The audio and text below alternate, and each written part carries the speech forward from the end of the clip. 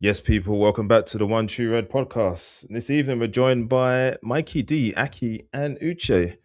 And Uche, we've just watched an incredible game, 4-4, Man United. The reason why we delayed the show is that Man United viewers can join us as well. But Saturday we got Liverpool continuing their resurgence under Arne Slot. And they've got a 2-0 win against Brighton at home. Clean sheet, looking, I was going to say solid, but we gave up a few chances. But we're improving, Uche. A win is a win, but I don't think if you're being fair to the few games we watched, they're pretty much similar. The only difference is that we scored first and some of them won the game. And then we made very bad defensive errors that cost us in the end. I don't see... If you look at the expected goals across those games, actually, Brighton was probably our worst one performance defensively. We got away with it. Got away with the Gomez chance. We got away with the, I think there was another chance where it was a great save by Alisson. But yeah, that's what happens. Sometimes you make your own luck and you take it forward. But this is where you got to be fair to the manager. He's come up with a system that's working. But we should really have won the last 5 games. But such is life. It's gone against us in other games, but it's about the results, right? But I thought it was a good performance, good setup. It was unfortunate that Gomez, unfortunately, again, we have to do without Gomez. Thankfully, we've only got 3 games in the next 19. So some of the players will come back. I think Frimpong should be on his way, hopefully back, and we definitely need him. And then we trying to grind out results from here on. But if you ask me, just as a standalone performance, I thought we got away with one, which is just about time because we haven't been getting away with it when we deserve a little bit of luck sometimes. And we definitely got it against Brighton because they had some really good chances. They did have some really good chances, but we did manage to get the 3 points. And Aki, is it time to apologise to Arne Slot? Because you were probably even more vehement that he should be sacked. We all agree. 5 games unbeaten. 2 wins in a week. Yeah, but 5 games unbeaten include a draw with Leeds and a draw with Sunderland at home. No, I mean, it's taken him a while to go back to basics. I think I said in this pod about 2 months ago, we should have gone back to basics, and he refused to do so. I think that the jury's still out, but obviously, we're expecting to beat Brighton at home, really. So it's not a surprise. Ekitike is playing really well, actually. Putting a bit of pressure on Isaac, I guess. But he's a bit of pressure. A lot of pressure. He's playing really well, and I think Bert's actually in the last few games, although he didn't start the last one, is playing really well. But let's just hope it continues. Really, I think we still look shaky, as Uche said. And we're not that far off Arsenal, to be honest with you. We're not. If we can, I make me laugh, but I'm sorry. You know what? You're baffling me because last week it was Slot out, Liverpool in the doldrums, and you were very much Slot out. There was no question whatsoever. You came back from your travels and you wanted a pod just so you could say Slot out. You were on your travels and you were messaging us. But I haven't changed. What I said. Wait. Now a week later, you know what? We're not far off Arsenal, you know. But we're not. We're 10 points because you guys are. Take it away, son. No. You guys are not as great as everyone thinks you are. But I'm just saying, statistically speaking, we're only 10 points behind Arsenal. So if we could put only, yeah, is that it? We've had our blip and you're 10 points behind. Your blip's just about to start, mate. Our blip is done. I don't think so. Do you not watch the Wolves game? You didn't even score. You got lucky. We'll get onto that. Don't steal Uche's lyrics. We'll get onto that. You see how we were going to run with it so quickly as well. Stick to your team for now. Yeah, we will come to it, like you said, Mikey. But Mikey, just as a general point of view from you, I know that you probably wouldn't have watched the game as a 3 p.m. kickoff. And I don't know if you're dedicated enough to watch full highlights or full match. But just a general enough highlights. Extensive highlights. Do you think that Arne Slot deserves some credit for the change of formation? No. I think it's taken him too long. As I've said on this pod, Ekitike should have been up front from day dot. There should have been no Isak nonsense. And what you're seeing is what happens when Ekitike is up front. Isak is a shadow of Ekitike. And I don't care. You can go on previous seasons. Isak isn't touching Ekitike. He's not got the same energy. He's not bringing nothing to Liverpool in the same fashion that Ekitike is. And as for Salah, I think we learned that you can win with Salah in the team. There were some fans going on like you couldn't win with Salah in the team, that he couldn't come on against Leeds when you were 2-0 because it would have been a risk. Like what I watched extensively was Salah was a big threat on the counter. He should have scored. He had a few assists that he tried to play, and he worked back a few times as well. So all this nonsense about he can't be relied upon in a team has to be dispelled. Obviously, we'll get onto that in a minute in terms of what the future holds beyond AFCON, because clearly the relationship has broken down and you guys needed him on the bench because of injuries and whatnot in those wide positions. Mm-hmm. But for me, he should have been playing anyway. But yeah, you got the win. Ekitike is looking live. You're still giving up chances though, which is the main issue. And so unless you're going to sign somebody, even with this defensive setup that you've got, which is the defensive setup that your manager's deploying, you're still giving up a fair amount of chances.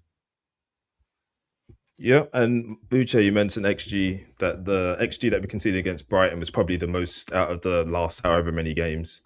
Do you think that we've got an issue with the formation not quite working defensively? No, I think if we do, does that mean that Slot is still failing in his duties? No. I mean, I would have predicted that Brighton will have chances because you can't stop Brighton creating chances. What Brighton struggle with, unfortunately, is they can't really finish as many chances as they create. But Brighton has always historically given us problems before JB and now with this new manager.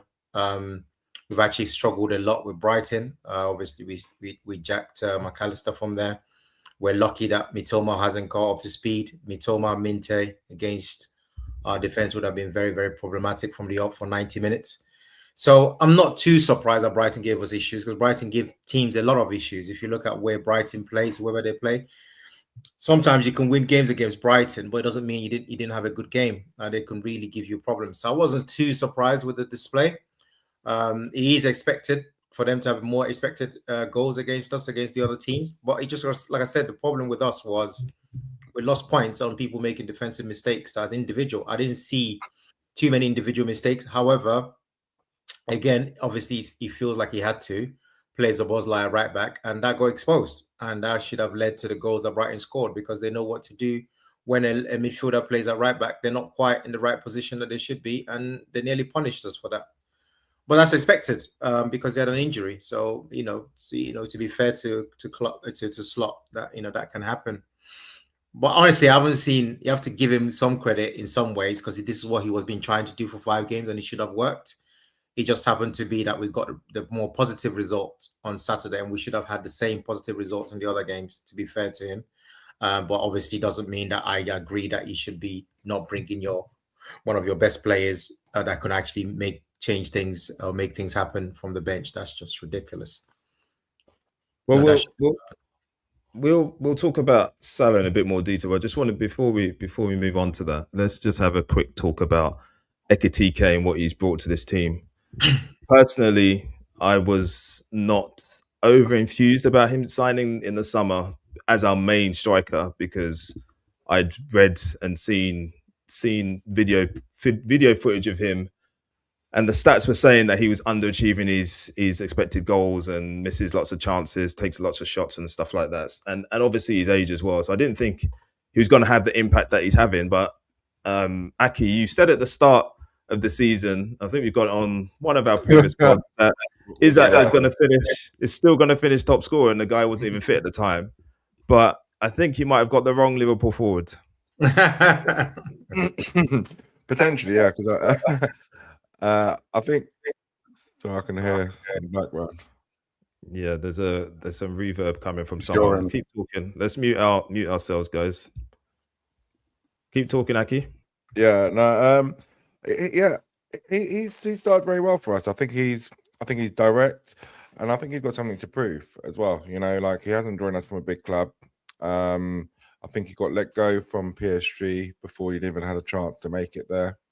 So you can kind of see he's got something to prove, and also he's fighting it out with Isak up front, and he's winning that battle quite handsomely at the moment. Him and Szoboszlai probably are shining lights this season, because I think most of our other players have underperformed by quite a lot. And it's going to be interesting to see if he can come up with a formation where Isak and Ekitike can play together. Personally, I think he should sometime play him instead of Gakpo, because Gakpo, up until he got injured, was undroppable, even though he had some like below par performances. And I think Ekitike kind of shown he's quite versatile, and coming in off the left, he's going to get quite a lot of chances on his right foot. Hasn't he tried that already, though, from what I've seen? Not really. Played them both up front. Was it the game before last? Or yeah, well, it's not been a resounding success, has it? I think 2 games they played together, 1 pass between them, which is shambolic. That's not a relationship. That's just nothing. I mean, there's just literally nothing. But again, this is all points to one player and one player only. I'm not going to talk about him because I find it. I'll talk about him. Isak just gets in Ekitike's way. Isak is not doing anything good on the football pitch for Liverpool. That's just a fact. Everybody's seen it. They've seen it for game upon game upon game. Ekitike is looking like the second best striker in the league. He's definitely the second best signing. I expressed my worries, and I was told I was hating on my own player. So yeah, but last week when we were talking about strikers, it was Isak has to play. Isak has to do this. Yeah, and because Isak is not as good as Ekitike. No, and then we're reflecting on last season. The reason why we said he has to play is simply because you pay all that money, you have to make a decision. But Ekitike was expensive as well, bro. No, but the pressure still. That's why I said he has to play from a point of the manager. Yep. But obviously, this guy's got his chance, right?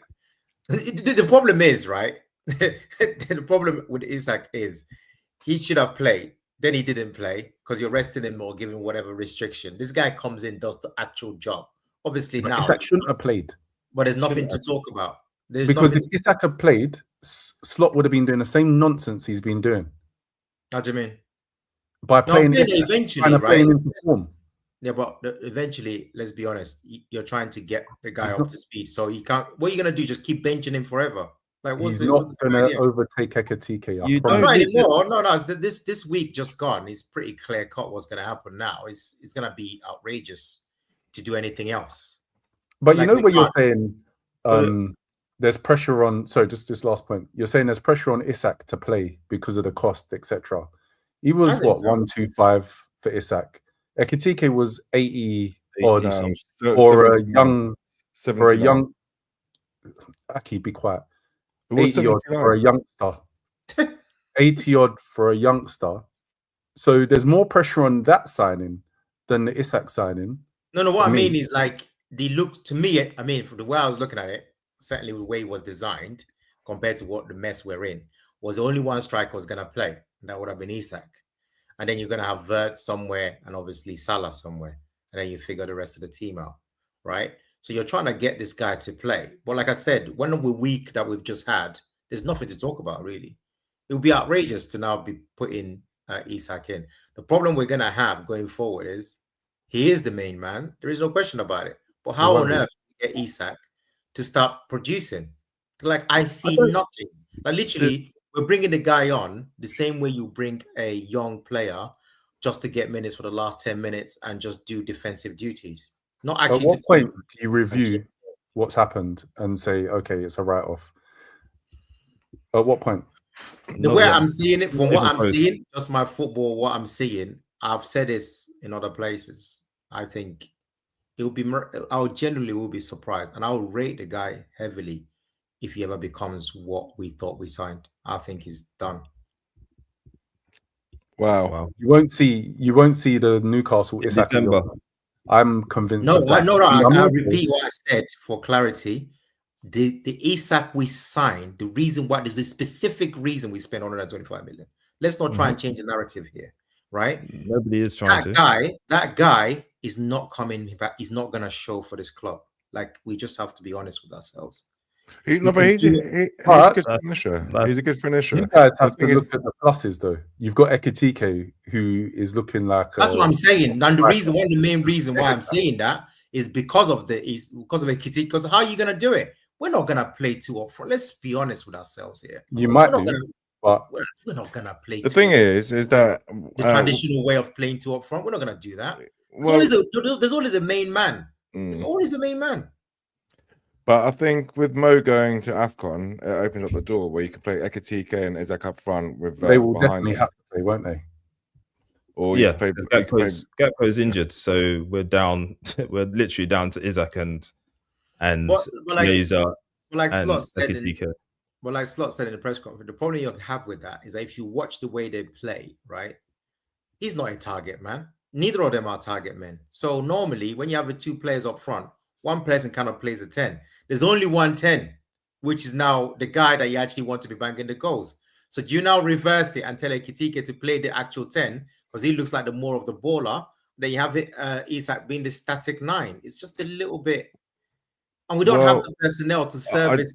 I disagree with that because when we had that season, we came second under Brendan Rodgers. We had Suarez, we had Sturridge, and we had Coutinho. Which one of those guys was a target man? What do you mean? I'm talking about the style of play today. What are you talking about? A different manager? Well, it's not too different in the terms of it's a counter pressing team. So you said there's no target man. What is it really? But we don't play with a target man. We don't play lump it in the box. No, but I'm saying, is it a counter pressing? No, the target man doesn't mean we're playing in the launcher box. Well, is that? Are we really? Are you sure we're a counter pressing team? You can see Ekitike and Isak counter pressing that well. I do, yeah. Like, when have you seen that evidence? Because when they play together twice, I don't see any evidence of that. What you're talking about? It seems like you're just saying these buzzwords just to get the buzzwords. No. I'm talking about actually on the pitch when they play together. Where have you seen the evidence of counter pressing from both of them? I think you're trying to deviate from the point, actually, which is you said that with Isak and Ekitike, there's no target man, and you said that there's only one number 10. And I just pointed out to you, under Brendan Rodgers, we had Suarez. You're talking about Brendan Rodgers. I'm talking about the current manager. No, don't talk over me, please. We had 3 players, and none of them were a target man, and very similar setup. You had Sturridge and Suarez, who are both forward strikers. They're not similar setup. I'm sorry, you don't know what you're talking about. It's not. It's as similar as you're going to get. It's as similar as you're going to get. I think the point that Uche is trying to make is that Isak can't be the number 10, but Isak can't be the number 9 what he needs to do as the number 9, which is the issue. So Ekitike can feasibly play both. You said he will, but I don't know where you're getting this. Well, like, are you watching the game? Yeah. Where's the evidence? Uche, whilst there's very little evidence that he has done very much in a Liverpool shirt so far, we are in December, and You're don't know about you. Sorry? You're not worried that we're in December. The way you said it, like we're in August. You're almost giving it pre-season. We say we've signed the guy for a number of years. I'm not worried about his form. How many years? 6, 4, 5, 6-year contract. I don't know. I simply cannot look at the play that I saw last season, look at what I'm seeing at the moment, and then say that the guy's finished. He's 25 years old. Again, I would understand if he's had a big injury and etc. etc. The guy's been... He's not injured. He's not injured. I didn't say he's not injured. I did he's say not he injured. was. Let's stop it. Stop that now. I said he's not injured. I said it's not like he's had a big injury. I didn't say he was injured. Okay, So what are we talking about? So Don't mention injury. From the start of his career right to now, he's been a good player. I can't see how that's I just don't going think that's true. That doesn't hold He's been a decent player. It is true. Listen, it's not true. It's just not true. I did try to tell you this when we signed him, but you were that he was a good player at Dortmund. No, he's not. He's not a top player. I didn't say he was, Uche. You're now putting words in my mouth. I said he was a good player. What is the start of his career? He's been a good player, is what I said. I didn't say he was a top player. But we paid 125 million for him to be at the very top of the charts. There's no other way around it, right? And I'm saying to you, and I'm applying context on that, yeah? And I'm saying I cannot see him getting to that level. Doesn't mean he can still be a good player. He could still score 10 league goals, 15. That's not what I'm talking about. I'm talking about, you know exactly what I'm talking about. I'm talking about the best season. 11, Premier League best 11, top scorer, top 2 or top 3 or top scoring charts, all that stuff. That's what I'm talking about. Because the person that's solidifying his case is gonna block him. That's the problem. That's what I'm trying to say.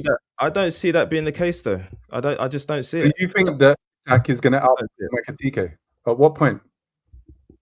Probably not this season. Probably not this season. Then it's done. Because it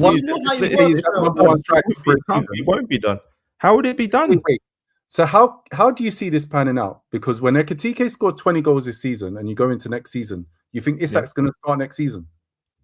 No. I think that Ekitike will start next season if he finishes this season with 20 goals. Does Ekitike's progress slow down? It just takes a drop in form. At the end of the day, from next just like the start of this season, just like this is how I see it anyway. From the start of this season, there was Isak and there was Ekitike, and one of them was going to be the starting forward. The idea was that it would be Isak, but he wasn't fit to start the season, so Ekitike started. And Ekitike's taken his chance, and he deserves to stay there for as long as he's playing well. At next summer, it's back to zero again, as far as I'm concerned. How can it be back to zero? Ekitike will start if he drops off and Isak comes in and does the job that Ekitike's done in reverse this season. Then it just flips around again. That's how I see it. I don't see the guy being finished. I don't see Ekitike just going from strength to he may. I don't know.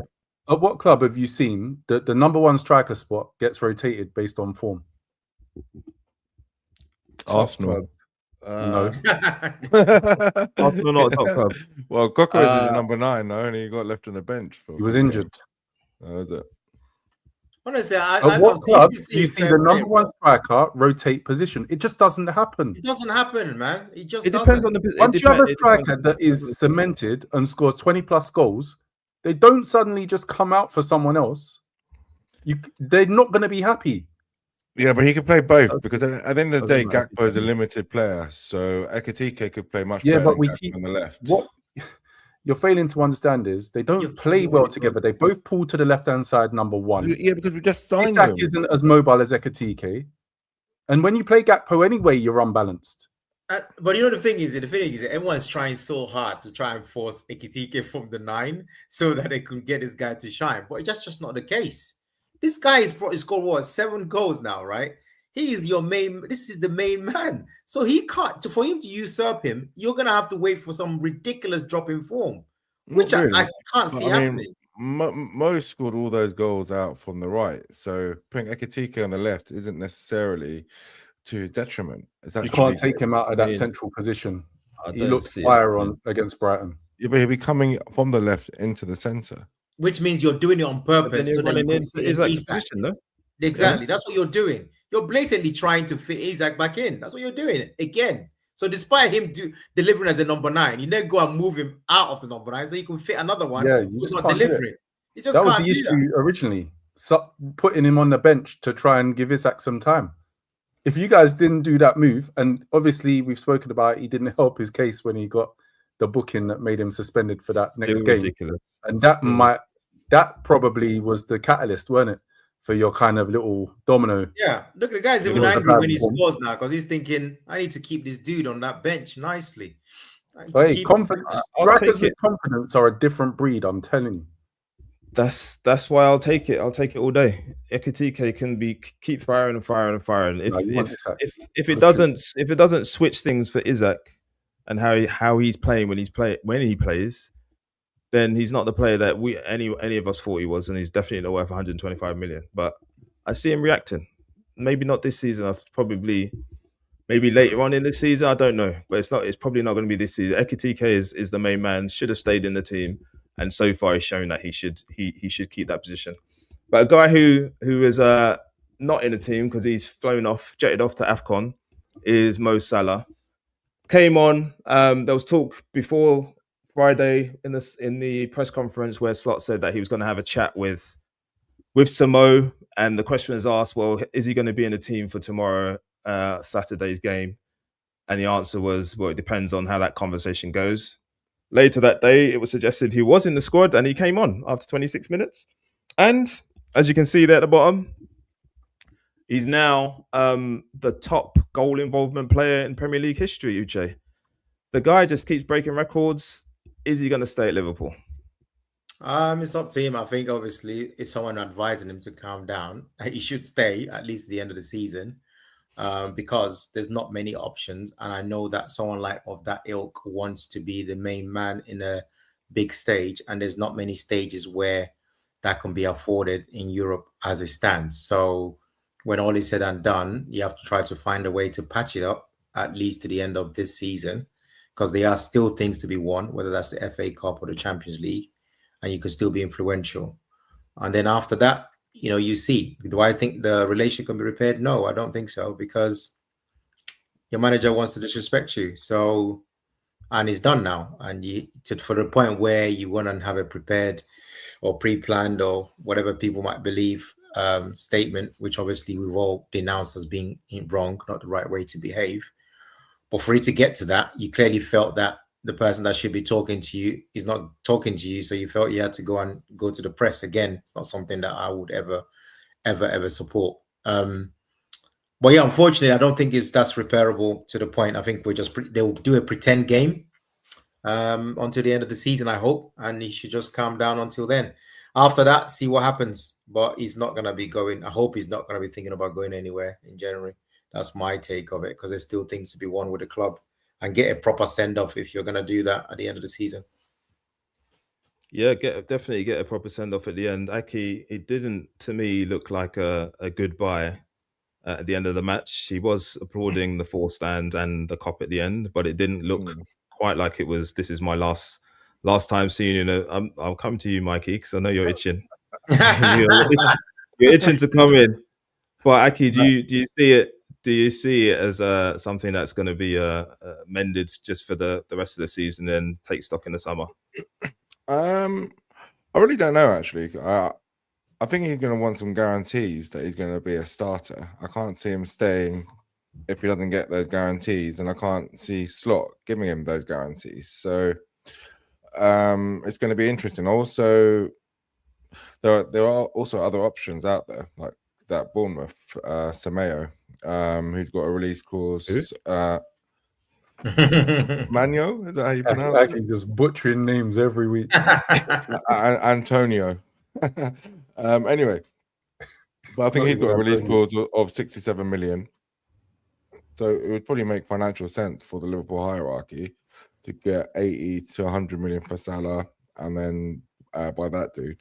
But 50-50, if I'm honest, and mainly because Mo's going to want some assurances that he's going to be a first team starter. He's not going to want to sit on the bench for the remaining 6 months, and I don't think Slot will give him those guarantees, especially if we start winning while he's in AFCON.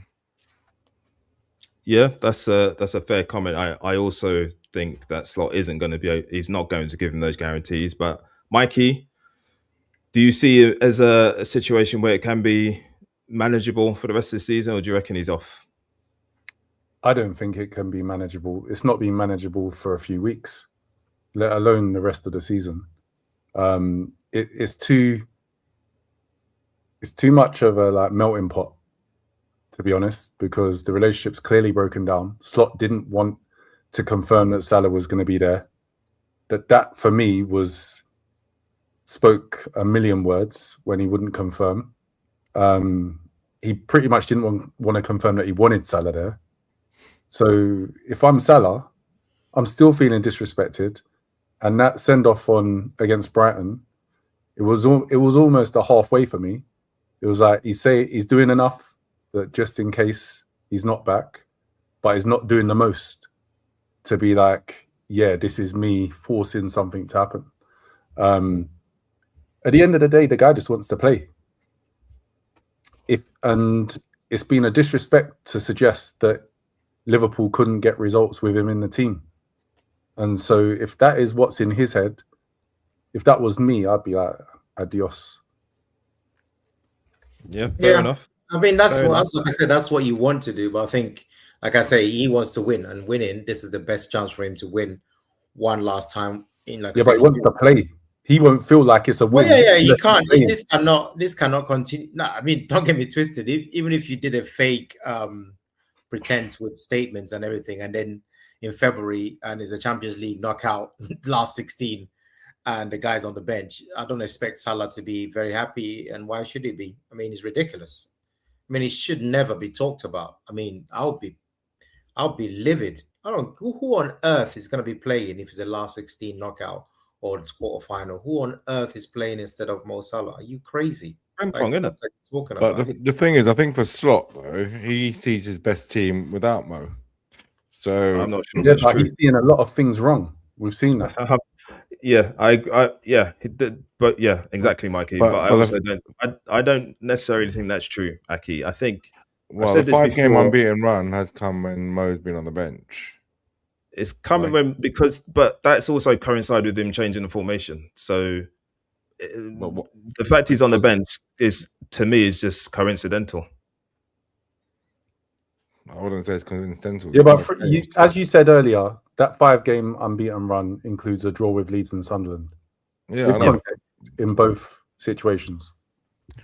But I'm just saying that I think for Slot now, especially when he goes to AFCON and he misses another 4 or 5 games, that's basically 10 games without him being in the first 11.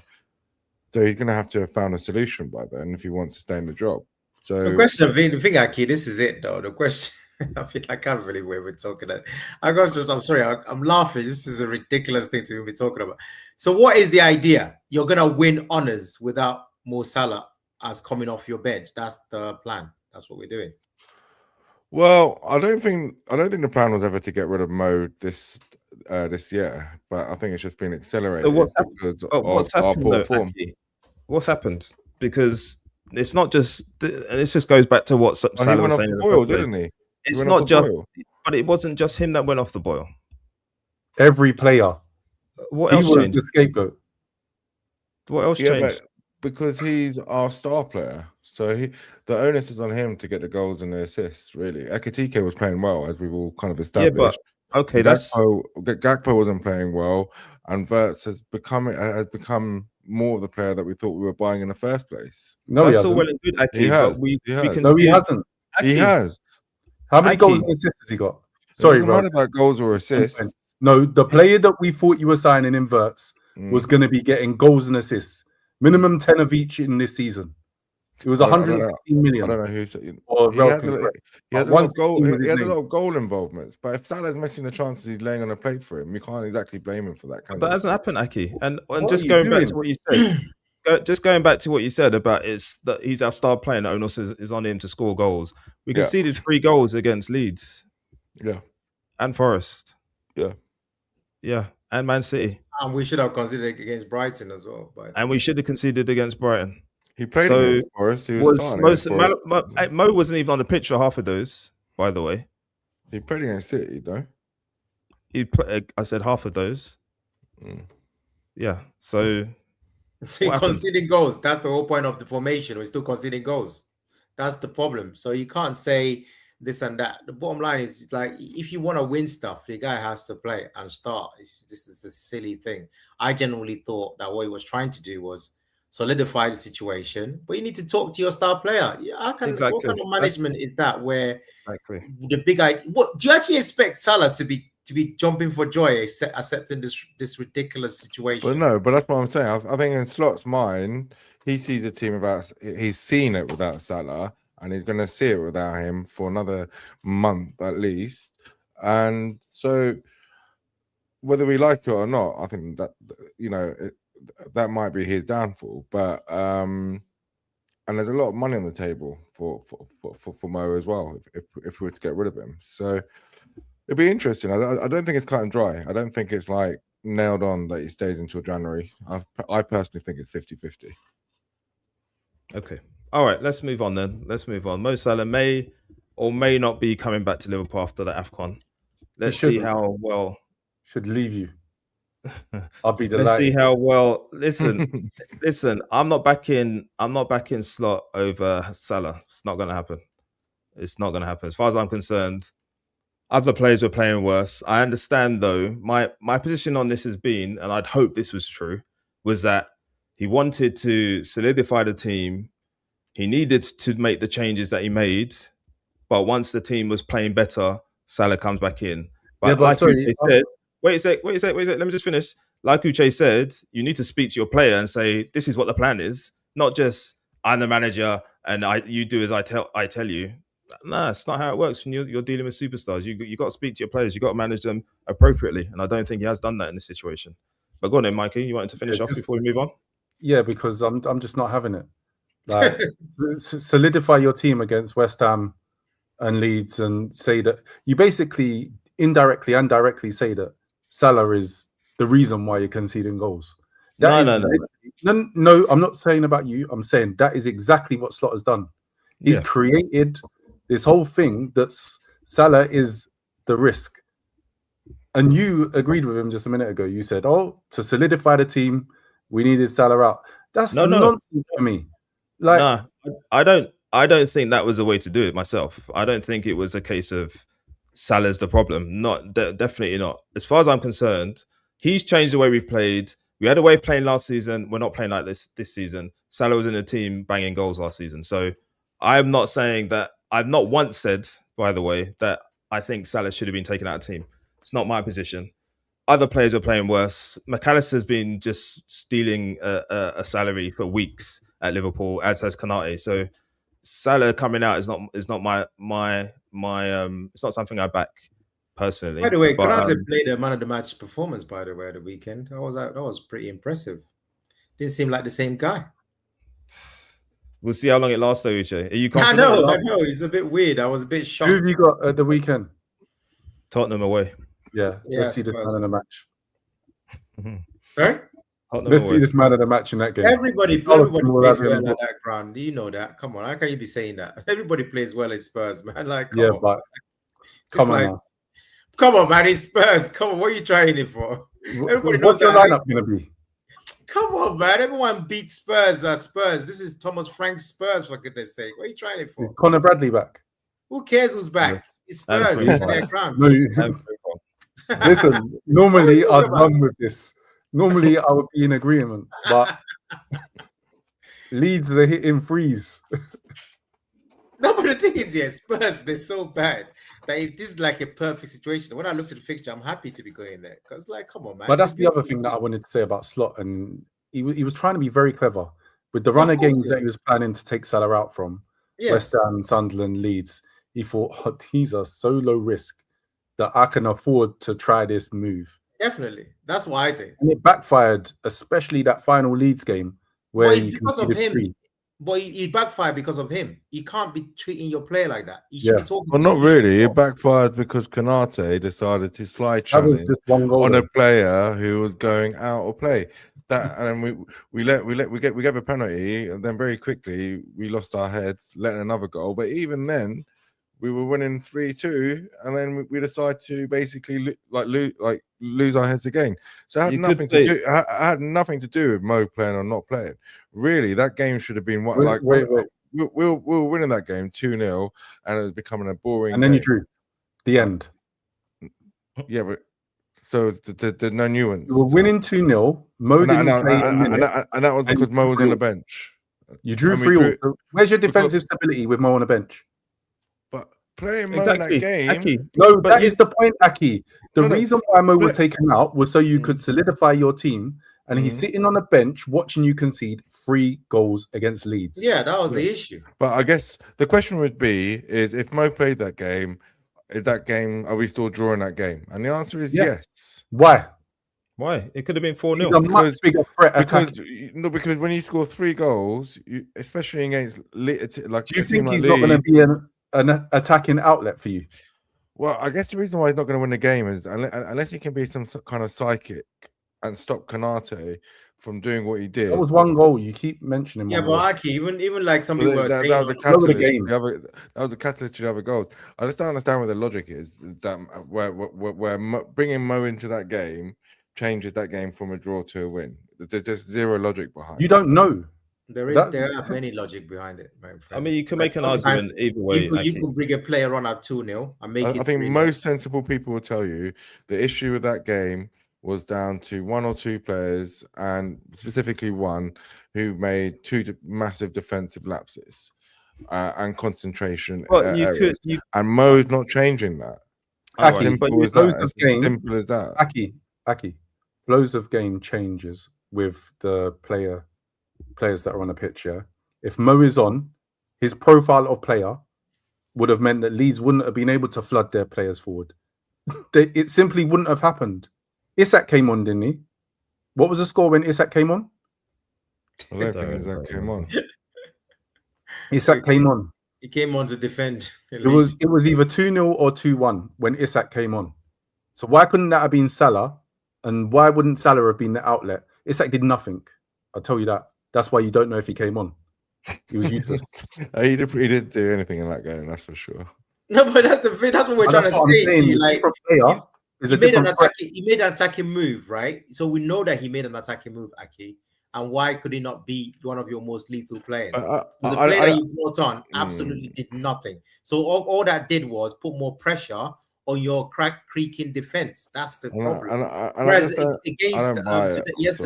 on Saturday, when Gomez was injured, he could have easily done something else.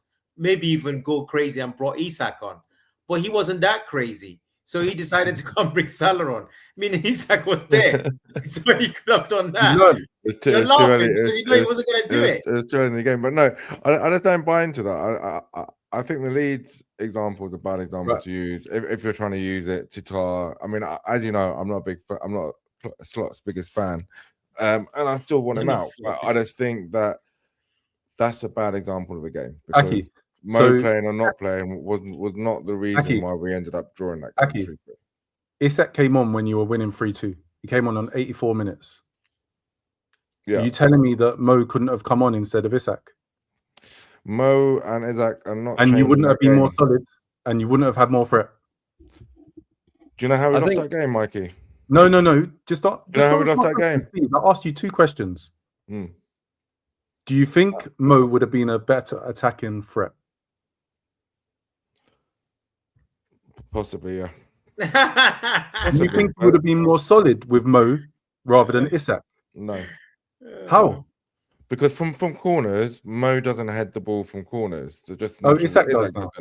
And no, Isak doesn't either. That's what I'm saying. My issue is that none of them are going to make a difference of how we lost that game or how we drew that game, and that's the bit that you're failing to understand. Do you know Mo taking Mo in or out of that equation? Going back, we're still drawing that game 3-3 because we conceded from a corner, and Mo doesn't defend corners. So what's he going to do? That's what I'm getting from you. You don't understand. It's a team game, and the profiles of player on the pitch impact the game. They can impact the different phases of play. They can prevent the phase of play happening. To be honest, I think you've probably both got a point. In the changes, basically, Slot was shook. That's why he brought Isak on, because he's taller and he's going to defend against Leeds long balls and set pieces. But at the same time, when you're thinking about the changes to make, when you're 2-0 up, 2-1 up, and 3-2 up, you could bring an attacking change like a Mo Salah to make sure that the other team know there's a threat on the pitch. They know there's no threat going the other way with Isak coming on. Let's be real. right now. Like I said, that's the bottom line. The thing is, this time last season, let me just finish this before you come in, Uche. This time last season, we were making changes where Diaz will go off and Gakpo will come on.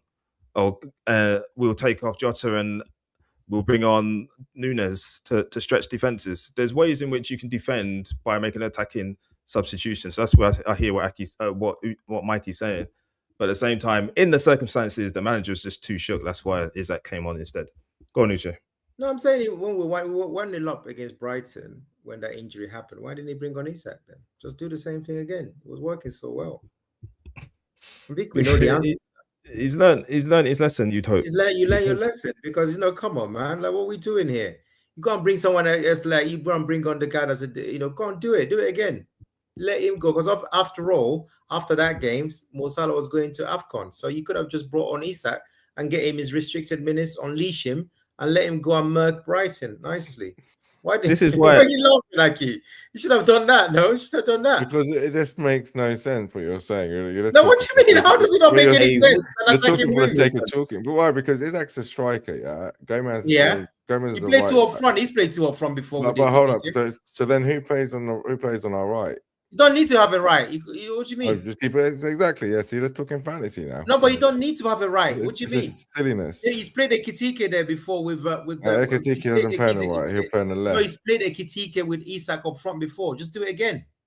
Yeah, but then that was with Verts. Last I checked, no, like I said, he's learned his lesson. There's your answer. Your answer is still right. It's not the lesson. It's the thing is that you have you have different options for a reason.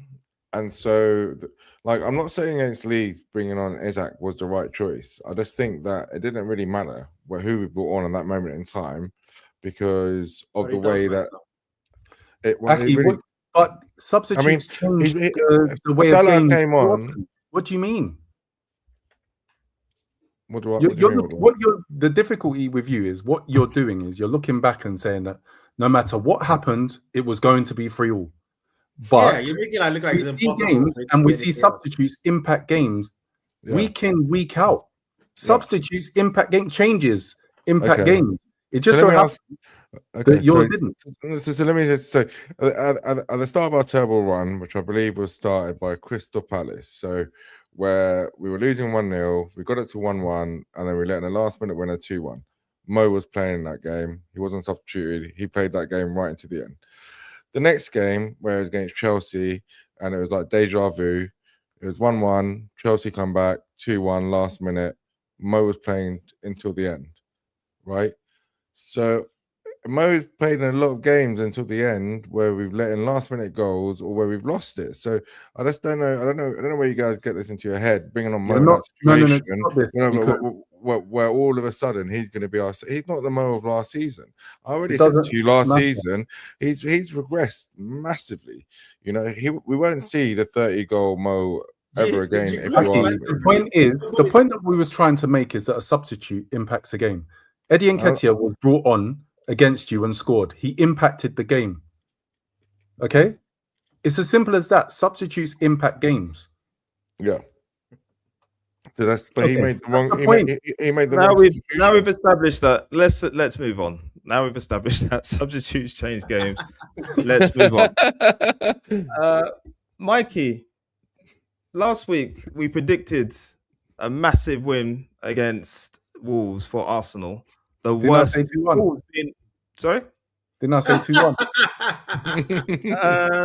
Yeah, no, you didn't, Mikey. You didn't. You said 5-1.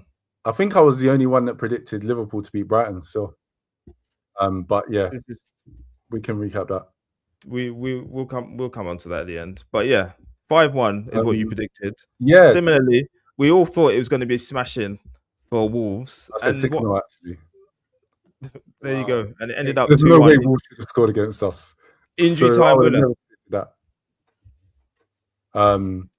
As you can see, the Liverpool supporters have been doing the headlines, guys. Arsenal, we were very flat. The selection was wrong. I think he keeps picking Martinelli from the start, and Martinelli's not performing from the start. He should only be an impact player from the bench, a substitute that impacts games. because that's where he's scoring his goals. He's picked Martinelli and Gyökeres, who like space in behind, and we're playing against 10 players in a box. So it just didn't make sense. And then he hotted up Martinelli in his post-match as well, because Martinelli decided he was going to head the ball wide from a yard out. And this is the problem I have with Martinelli. He has our best chances early in games, and he misses them nearly all the time. You can say he's good for getting in those positions, but it's just not good enough. And we were just a bit too defensive. We were flat, and then we was 1-0 up, and we went really passive. Literally, like we was just seeing out the game, sitting back, waiting for the game to end, and then boom, a goal was scored. And then luckily, Saka was on point, and we got a second own goal. The positive is that Jesus is back, because he looked pretty sharp. His touch was good. He looked like he's had a pre-season, unlike others. So yeah, we've got some players coming back, and we need them, because Ben White is out again, injured, pulled his hamstring. What can I say? Injuries are just crazy. We said that we had a wicked squad, but it's being tested by just ridiculous number of injuries. Did you say that you were defensive? No, we're just passive. It weren't that we were defensive, we were passive. It was just letting the game happen. So I was going to say, that's against, I'll say it again, the worst team in this league currently, and one of the worst teams I've seen for a long time. And I can't see how a manager would set up defensively. Yeah, but the difference of us playing against them and United playing against them is that they were coming out and trying to play against United. Against us, they just sat in a box for 80 minutes, and then they started to come out to try and play. And then one ball in, boom, Hincapié got out muscled by their striker that came on, and it was a goal. But we was able to react. That's the good thing. We reacted. At no point did I think that we weren't going to win the game. Oh, come on. This is ridiculous chat. Wait, at 94 minutes, you didn't think you... Okay, what go is on. he on about? Like, go on. At what point, chances in the game? At what point did I think we were going to lose the game, seeing as you're in my head? What you are talking about? What are you on about? This is such you got jokes on him today. Did I say a joke to you? You did.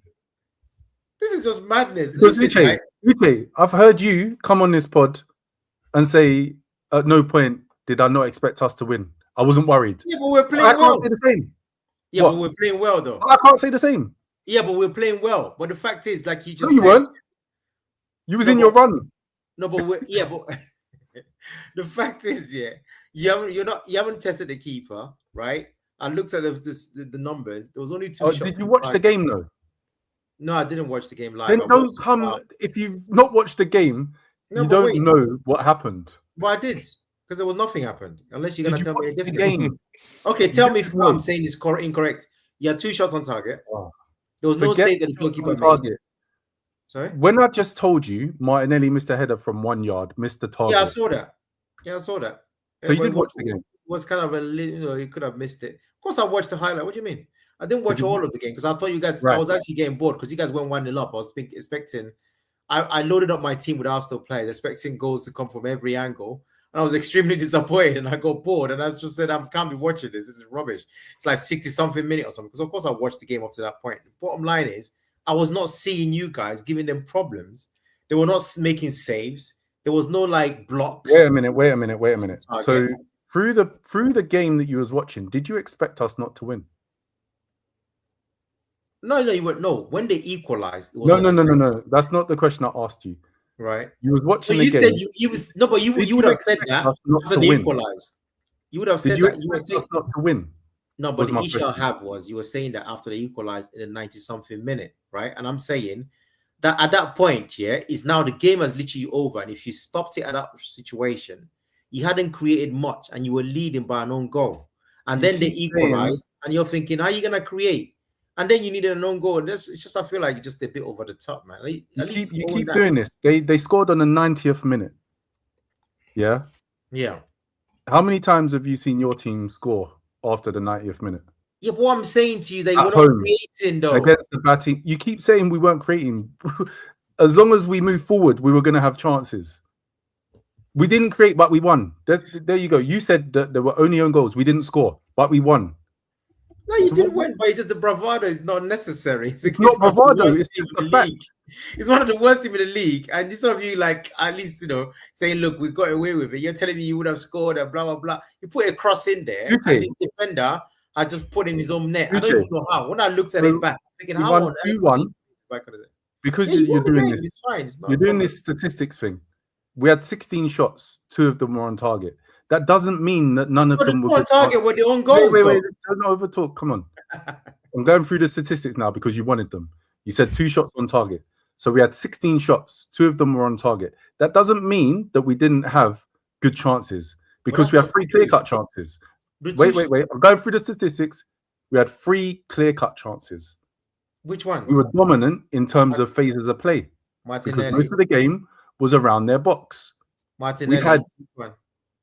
We had countless chances, countless touches in their box. There were always dangers. Martinelli, well, I can't remember which one. You're telling me 3 chances. I did watch the highlights. Didn't see I've just gone on the statistics because that's what you wanted. And I like facts. The 2 shots on target were the own goals, though. Are you listening? So we got 2 goals from own goals, and we have 3 clear-cut chances on top of that. No, you didn't. Martinelli. Statistics, my friend. Where? Before you're disputing the statistics. Viewers. Yeah, but where are you getting that from? Are you getting it from the Metro? Aki, if not, then Aki, 1 second. Viewers, this is what I have to deal in week in, week out. The guy said he didn't watch the game. He brought up a statistic of 2 shots on target. Yeah. I counted him with the number of shots on target, number of clear-cut chances. But the 2 shots on target went in. They were on goals. No, he didn't watch it. This is pointless. The 2 on goals. And also your XG was 1.02, which is like you have scored 1 goal, which is the 1 goal you scored. They ended up scoring 2 goals. No, it was 2 own goals. Stop that. They wouldn't have counted towards the XG because they were 2 own goals, remember? As you said. So it's 1 goal. One XG of 1 is what you had at home to Wolves, and you're telling me you would have scored. Do you know what chances have in terms of XG? Clearly not. What do you mean? What are you talking about? Anyway, you're just trying to prolong this for no reason. I can't believe you're just doing all this. The matter of fact is, I still thought that we would score. Wow. Who do Arsenal have next, for some reason? Mikey? Say that again. Who do Arsenal have next? The Everton away, which I can't wait. Oh, that's going to be a testy game. And then after that, what's his name's out though? What's his name's out? They're all out. They've all gone to the AFCON. Really? Gokeres is back now, though. Gokeres is back, right? Dewsbury Hall is out. And what's that? Really came off. Is going on his AFCON. So yeah, they're gonna be depleted. And DI is But after that, they've got Brighton at home, and then they've got Villa again. So there's a few things. And then Liverpool. Is it Liverpool after that one? Yeah. So interesting time. We'll see you. That's Christmas. It's after after again. Early Jan. New year. I don't know why he's skipping to Liverpool. It's Bournemouth before Liverpool. Why is he jumping to Liverpool? Guy's so keen to say Liverpool's name. Who said? Rel said it, you moron. That's what I'm talking about. So why is he saying Liverpool? I'm talking to Rel. It was a question. I asked the question, is it Liverpool after that? And the answer was yes. No, it wasn't. Don't jump. Okay. Don't jump.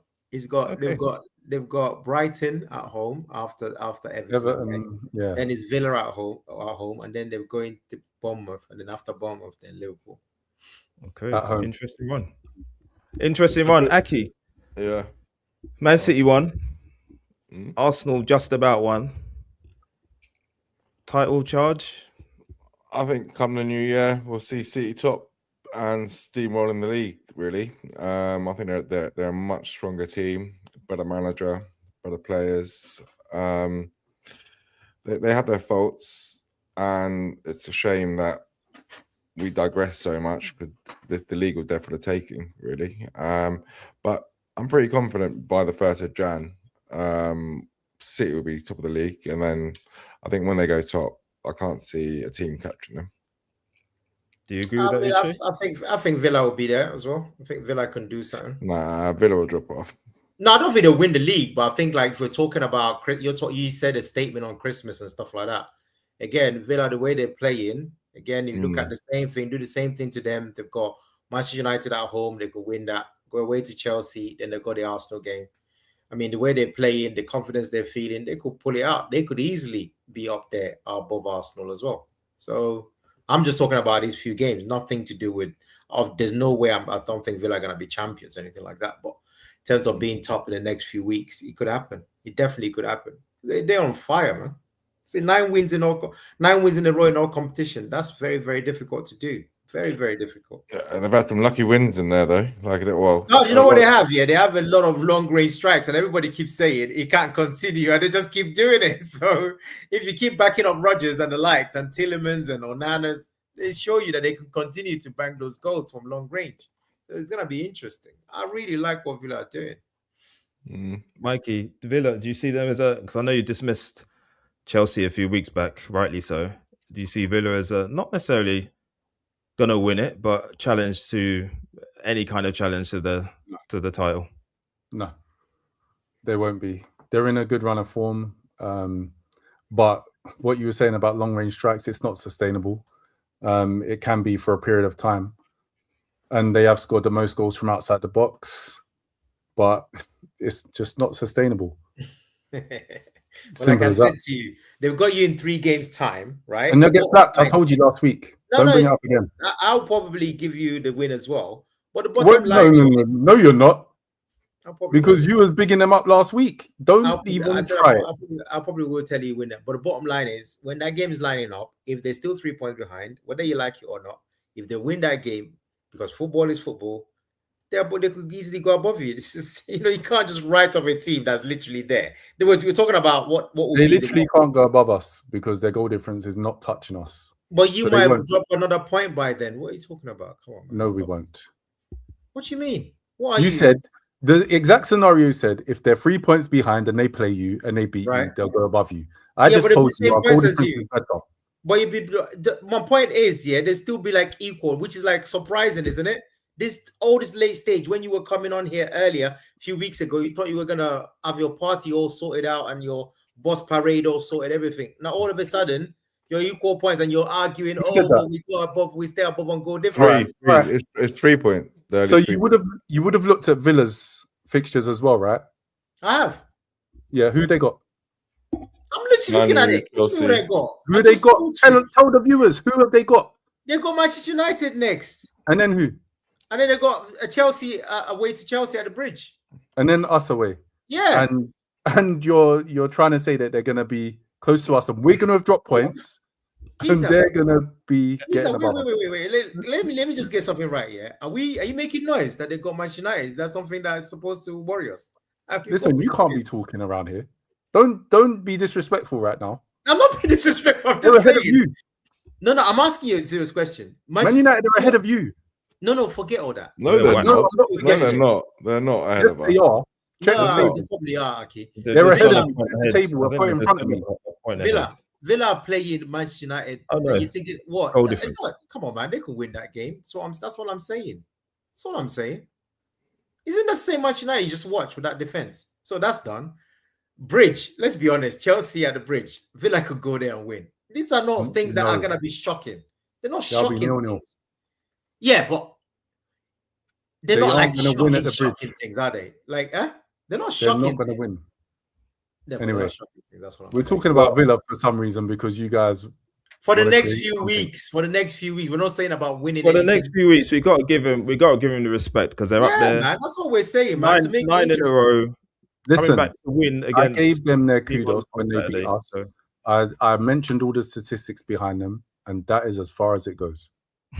For you, we're going to rejoice. We're going to rejoice that Villa are making it into a bit of a title challenge. And so basically, Mike, you're saying the only title challengers are Man City. That's what you're saying. It's out of us and City.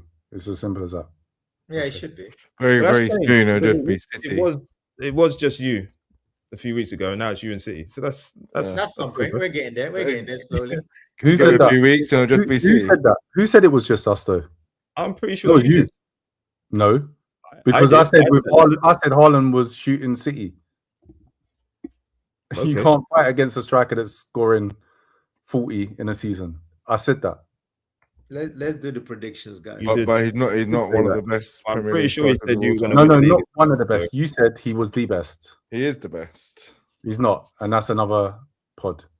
Name me. It is another pod. Right, lads. Let's do predictions. Let's wrap this up. We've reached over an hour now. How have we managed to do that? Over an hour. Managed to do that? I don't even know. Yeah, exactly. Over an hour. You're shaking your head, Mikey. You're part of the problem.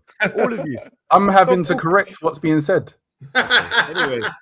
Anyway, let's in terms of corrections, let's talk about predictions. So Liverpool. I don't even know where we're at with the table. The person that does the table has gone on holiday. I don't even know what's going on. I have no idea, but let's do it anyway. Aki, note these down. Mikey, Liverpool away to Tottenham. Your North London rivals. What are you saying? 1-1. No chance. 1-1. Okay. Van der Ven. Bang. Isaac. Bang. Right. 1-1. Tottenham 1-1. He's got more chance. You know. Uche, we should have Frimpong back. We should have Bradley back. We're missing probably Gomez. Frimpong's back, yeah? Are you sure about Frimpong? Back in training this week, I think. That's what I heard. That's interesting. Well, I don't know if they're risking, but Bradley was only a 1-game suspension, so he should, unless he's picked up an injury, which is very, very possible with him, he should be available for the weekend. I want to change my prediction. I'm not sure we're allowed to do that, are we? No, but he hasn't played, so you can change it. So. Okay, good enough. No one else has even predicted Liverpool to win by 2-1. 2-1 Liverpool. Okay. Tottenham are just terrible at home. Uche, Liverpool. 3-0 Liverpool. What's that? 3-0. 3-0 Liverpool. Yeah, I'm going for it. 3-0. Clean sheet as well. Who's gonna score? Ekitike, of course. Who else? That's it. That's it. I mean, I can't back anyone else. I don't know. Goal. I don't know. Goal. Yeah, that would be nice. Yeah. Oh, no, good shot, Aki. It all counts. Seeing you're speaking, Aki, what's your prediction? 3-1 Liverpool. 3-1 to Liverpool. I'm going to go with a 2-1 Liverpool. We're going to concede a goal because that's what we do. But we should. I think it will be Liverpool go into 2-0 lead, and then we'll concede a goal, and then we'll try and hang on for the win. So that's my prediction. Arsenal, Mikey. 2-0. Everton away. Okay. 2-0. 2-0 Everton. Sorry, 2-0 Arsenal against Everton. Uche looking a bit despondent there. Yeah, do you agree? These guys are missing a lot. I'm still not gonna do it. So that 1-0 Everton. Where are we going to eat, by the way, guys? Tiano Barry to score the winner. Is that the guy who hasn't scored a goal yet? He has scored, actually. Don't disrespect. Oh, he has now. Okay. Don't do that. Behind the doors closed game. Don't do that, Real. Don't do that, team, Real. I'm asking. I don't know. Is he the guy that hasn't scored yet? I don't know. Aki. Will Gabriel or Saliba be back by then? Saliba's back. 1-0 Arsenal then. 1-0 Arsenal. Okay. Who have City got this weekend? City should win the next 3. Let's have a look for us. Whilst you're doing that, impact your prediction, by the way. On Arsenal, Everton. They're playing Brentford. No, it's not. That's the League Cup one. Playing West Ham. I should have known that actually. West Ham away or at home? Why does it matter? I was gonna say West Ham play well away from home. They've got it's that Manchester at home, Manchester City at home. Yeah, I mean they should win, but West Ham are better away from home than at home. Arsenal against Everton. I will go with 1-0. 1-0. Arsenal. I almost said Everton there. I almost said Grealish to get a winner, but nah. they're missing too many players. If Dewsbury Hall was playing, then and then the other guy was playing as well. I actually think that benefits them because they're gonna play the Moisey. What's his name, bro? They're gonna play the Moisey. NDI. Huh? NDI? Ndai. Pronounce it? It's Ndai. So you're not gonna. None of you guys are gonna correct Rel on how to pronounce it. Well, it's better than Semeyo. You saying that earlier? No, tell us the pronunciation, Aki. We want That's a good point. What is the pronunciation? I don't know, mate. I'd hate to be able to pronounce it. I don't know, mate. Idrissa is his first name, no? It's gonna be. What? You're talking about a different player. It's gonna be the Alcaraz show. Alcaraz, Grealish, and Tiano Barros show. Grealish came off injured as well. What are you talking about? What? He'll be all right. He's got a week to recover. All right, the lads. Grealish is not there. It's done, man. Well, we've also got a week to recover after watching quite a lot of football this weekend. So, guys, we'll see you again next week. Please join us. We're back live on Sunday, not on Monday night. We'll be back live on Sunday from about 7:30. So make sure you tune in then. Don't forget to like, comment, and subscribe. And we'll see you on the next one. And we're out.